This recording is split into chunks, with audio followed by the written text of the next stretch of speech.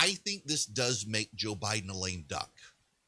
We are early in his administration, but we already know Republicans will probably take back the House, barring some unforeseen event. And keep in mind, events do change things.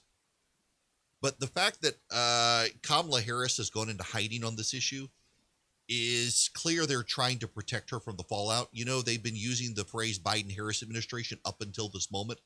Jim Garrity over at National Review, I think, was the one who pointed out, or no.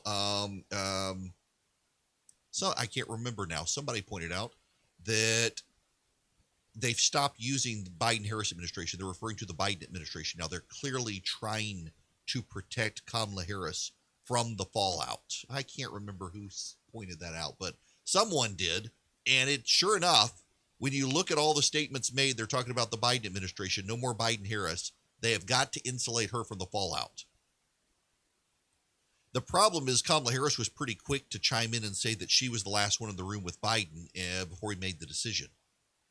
And that's going to come back to bite her. And she's already got her own problems. She's the least popular vice president in years. Her foreign policy excursions into Central America were a disaster. The Democrats have a problem. They don't really have a big bench anymore. Bernie Sanders and Elizabeth Warren are getting too old. No one's going to want an old guy like Biden again, given this. In fact, this may actually, to some degree, affect Trump in 2024 because he'll be Biden's age. But I think it's kind of over. Look at infrastructure. Infrastructure is now stalled out in the House of Representatives. The progressives and the moderates are fighting each other over infrastructure. Biden can't weigh in. He's too distracted by this to try to get it through. He's having to leave the heavy lifting to Nancy Pelosi, who's alienating the centrists in the House at a time where the centrists are the ones who are the most vulnerable in the House. That's going to blow things up there for them. Now, can they rally and do more? Yeah, they may be able to, but by and large, they were already saying that infrastructure was going to be the big deal before the midterms. And that is now sidelined while people deal with the fallout from this. The allies no longer trust Joe Biden. Something's going to have to give for Biden to earn respect back. All of the things Democrats said would happen if Donald Trump were president are happening with Joe Biden as president.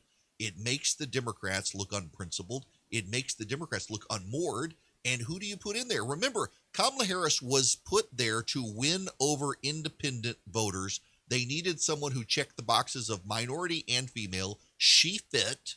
That's why they put her there. They didn't put her there to be a competent president, and they didn't really put her there to bolster their ties to progressives because progressives don't like her to begin with. And now the progressives look like they're alienated due to the fight with the Nina Turner seat. They're out for blood. The Democratic Party is about to come unraveled because they tried to play it too clever by half.